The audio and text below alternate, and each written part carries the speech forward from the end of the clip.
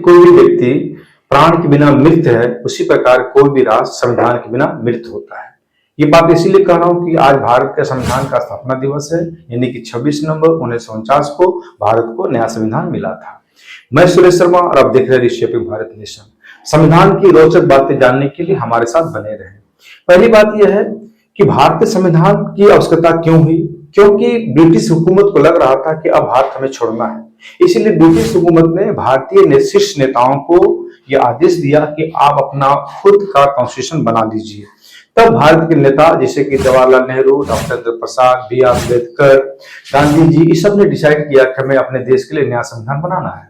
और यही हुआ कि 9 दिसंबर 1946 को भारतीय संविधान की पहली बैठक हुई, परंतु 2 दिन की अध्यक्षता डॉक्टर सच्चिदानंद सिन्हा ने किया था, परंतु 11 दिसंबर से लेकर 26 नवंबर 1949 तक इसकी अध्यक्षता डॉक्टर राजेंद्र प्रसाद ने किया, जो आगे चल के देश के राष्ट्रपति भी बने।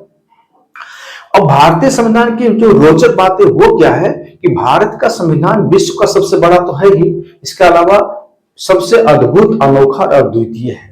भारत का जो संविधान का जो मूल कॉपी है ना, उसमें 395 अनुच्छेद है, 22 भाग है और 9 अनुसूचियां हैं, जो दुनिया के किसी भी संविधान में आपको देखने को नहीं मिलेगी। इसके अलावा इसका जो रचना हुआ था ना, वो अपने आप में अद्भुत है कि भारतीय संविधान को बनने में लगे हैं 2 वर्ष 11 महीने 18 दिन।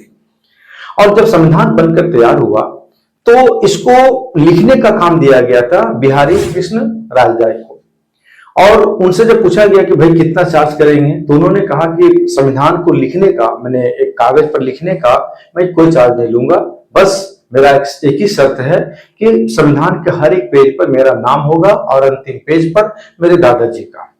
आपको बता दूं कि जो मूल कॉपी बनकर तैयार हुई ना, उसका वजन था लगभग 13 किलोग्राम, यानी 13 केजी का संविधान।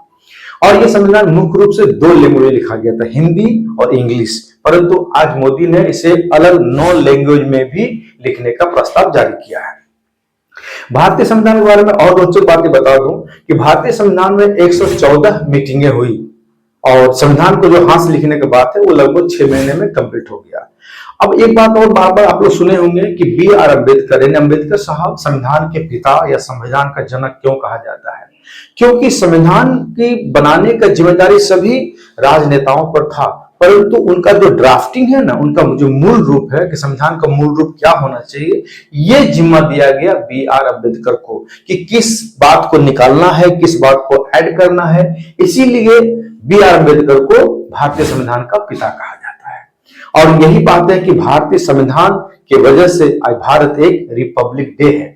तो भारत जब 26 जनवरी को 26 नवंबर 1949 को संविधान जब बनकर तैयार हो गया, तो एक रोचक बातें और आती है कि जब 26 नवंबर 1949 को बन गया तो फिर 26 जनवरी 1950 को क्यों लागू की गई? इससे भी एक रोचक बात है कि 26 जनवरी 1930 में, उस समय कांग्रेस ने ये अंग्रेजों के खिलाफ में आंदोलन किया और पूर्ण स्वराज की मांग की। यही कारण है कि 26 नवंबर 1950 को देश में नया संविधान लागू किया गया और उसी दिन से इस दिन को हम एज ए रिपब्लिक डे मनाते हैं।